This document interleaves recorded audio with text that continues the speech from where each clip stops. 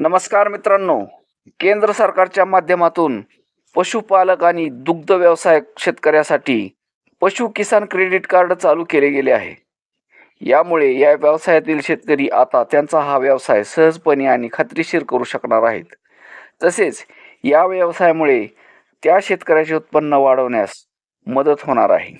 पशुपालन व्यवसाय करणाऱ्या शेतकऱ्यांना पशु किसान क्रेडिट कार्डद्वारे 5 लाख रुपये कर्ज मिळणार आहे. यात गाय, म्हैस, कोंबडी, शेळी, मेंढी इत्यादी खरेदी करून तुम्ही तुमचा व्यवसाय करू शकता अथवा चालू असलेला तुमचा व्यवसाय वाढवू शकता.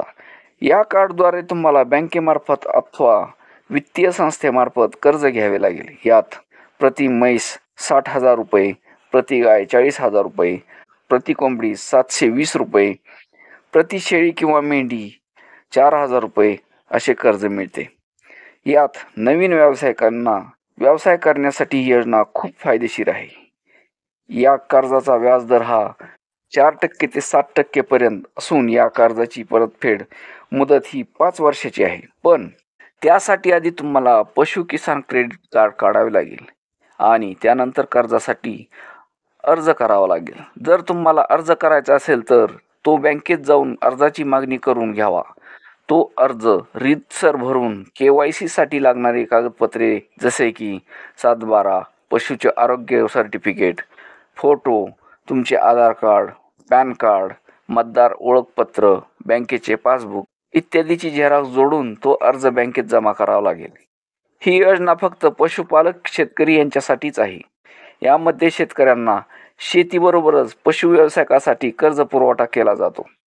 केंद्र सरकारने पशुपालक शेतकऱ्यासाठी ह्या योजनेअंतर्गत हे कार्ड चालू केले आहे.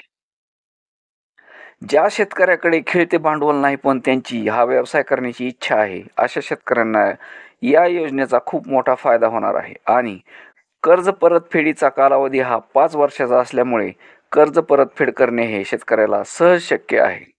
तुमच्याकडे गोठा अथवा शेड असेल तर या भांडवलामुळे तुमच्याकडे जास्त पशु घेता येतील. पण हा व्यवसाय निवडताना आधी पूर्वतयारी असणे गरजेचं आहे. म्हणजे जर गाय किंवा म्हैस घेऊन दुग्ध व्यवसाय करायचा असेल तर आधी 2-3 महिने तुम्हाला तुमच्या शेतात हिरवा चारा लागवड करावी लागेल. तरच हा व्यवसाय टिकून राहतो. आधी पशु खरेदी आणि नंतर चाऱ्याचे नियोजन असे केले तर तुम्हाला या व्यवसायात फायदा कमी आणि नुकसान जास्त होईल. त्यासाठी आधी चारा व्यवस्थापन, पशुखाद्य, निवारा महत्त्वाचा असतो. तो आधी गृहीत धरायलाच पाहिजे, तरच तुम्ही यशस्वी होऊ शकता. चला तर मग या योजनेचा लाभ घेऊन तुम्ही व्यावसायिक व्हा आणि तुमच्या पायावर उभे राहा. धन्यवाद.